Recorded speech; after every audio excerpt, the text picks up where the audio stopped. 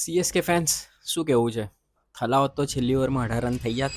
તો આજે હતી સધન ડાર્બી સનરાઈઝર હૈદરાબાદ અને સીએસકેની વચ્ચે. અગેન લાસ્ટ ઓવર સુધી મેચ ગઈ. એકચ્યુઅલી મેચ જોવાની બહુ મજા આવી. મેચ એનાલિસિસની વાત કરીએ તો સનરાઈઝર હૈદરાબાદે પાવર પ્લેની અંદર ધૂમ મચાવી દીધી. સ્પેશિયલી અભિષેક શર્મા 15 બોલમાં 50 રન, સિઝનની ફાસ્ટેસ્ટ 50, 268ના સ્ટ્રાઇક રેટથી સુપર. હેનરી ક્લાસેને 59 રન બનાવીને એક સ્ટેબિલિટી પ્રોવાઈડ કરી. જોકે એક સમય એવું લાગતું હતું કે 220 સુધી જશે ટાર્ગેટ, પણ સીએસકેના બોલરની તારીફ કરવી પડે. એમણે એ ટોટલને 194 સુધી રિસ્ટ્રિક્ટ કર્યું. સીએસકે એવી બેટિંગ બહુ જોરદાર કરી હતી પાવર પ્લેમાં અને 76 રન મારી દીધા હતા 6 ઓવરમાં. આયુષ માત્રે અને મેથ્યુ શોર્ટ બંનેએ જોરદાર સ્ટ્રોક પ્લે બતાડ્યો. પણ પછી એન્ટ્રી થઈ ઈશાન મલિંગાની. 4 ઓવરમાં 29 રન આપીને 3 વિકેટ લીધી અને જેના કારણે સીએસકેની કમર તોડી. એકચ્યુઅલી 10 થી 15 ઓવરમાં નીતિશ કુમાર રેડ્ડી અને સાકિબ હુસેને એમણે બહુ જ ઇકોનોમિક બોલિંગ કરી અને એમણે રિસ્ટ્રિક્ટ કર્યા મેઇનલી રન્સ. અને લાસ્ટ ઓવરમાં 18 રનની જરૂર હતી. પ્રફુલ હિંગે હતો, ઓલરેડી મોંઘો સાબિત થયેલો હતો, એના પર ચાન્સ લીધો અને ચાન્સ પર ખરો ઉતર્યો.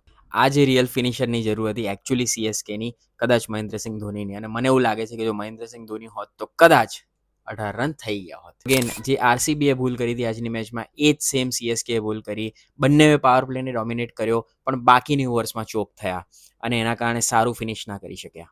એસઆરએચ હવે પોઈન્ટ ટેબલમાં થોડી મજબૂત સ્થિતિમાં છે. સીએસકે માટે થોડુંક ડામાડોલ છે.